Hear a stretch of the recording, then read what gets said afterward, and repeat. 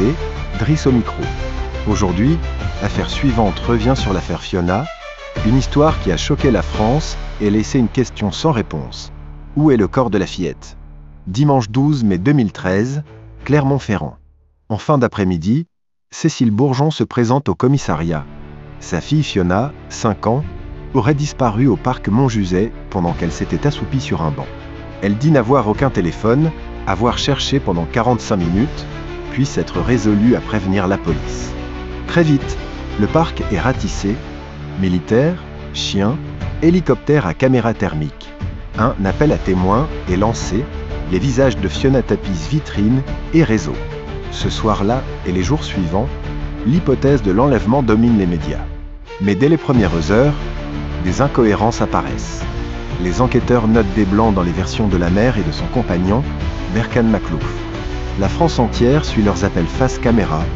On les voit pleurer, supplier, raconter la sieste sur le banc. Des semaines passent. Et puis, 4 mois plus tard, à Perpignan, où le couple s'est installé l'été, tout bascule. Interpellés fin septembre 2013, ils passent aux aveux. Fiona n'a jamais été enlevée. Elle est morte au domicile, dans la nuit du 12 au 13 mai, et son corps a été enterré à la lisière d'un bois, vers le lac d'Eda, sans que le couple sache indiquer le lieu exact. Les fouilles massives, au sol et par hélicoptère sur le secteur d'Eda, ne permettent pas de retrouver la dépouille. À la barre, les experts décriront une enfant malade la veille nausée, vomissements, douleurs et privilégieront le scénario d'un traumatisme abdominal mortel, typique des sévices sur enfants. Pas de cause certaine, faute de corps, mais un consensus, Fiona a subi des maltraitances. Autre piste évoquée au procès, et si le corps n'avait jamais été conduit en forêt? Des témoins disent avoir vu, le dimanche de la disparition publique Berkane, porter un grand sac poubelle jusqu'à un container.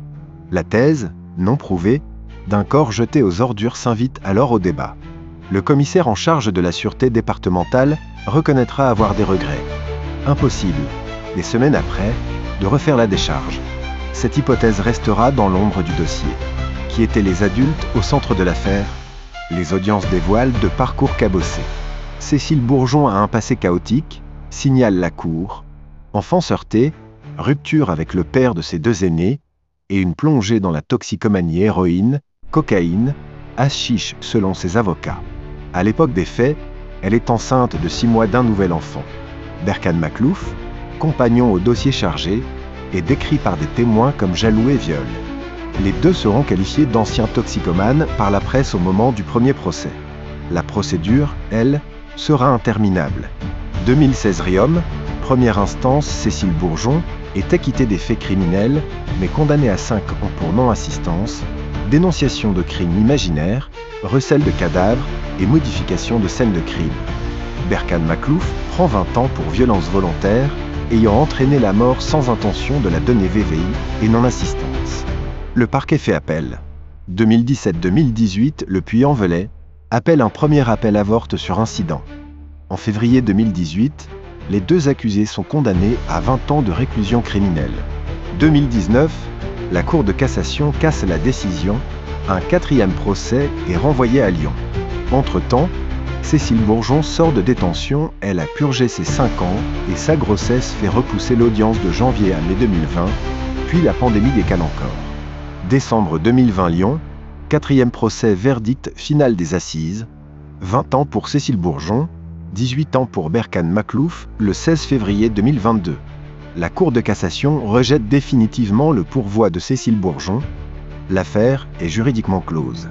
Quelques précisions clés sur le déroulé des 12-13 mai 2013, telles qu'elles ont émergé au fil des enquêtes et audiences. La mise en scène du parc Montjuset a été décidée après le décès, avec l'appel à témoins et la médiatisation qui ont mobilisé d'immenses moyens chiens, hélicoptères, recoupage de fichiers de délinquants sexuels. Cette orchestration explique aussi l'énorme sidération du public lorsque les aveux tombent. L'inhumation près d'Eda reste la version officielle du couple lors des gardes à vue.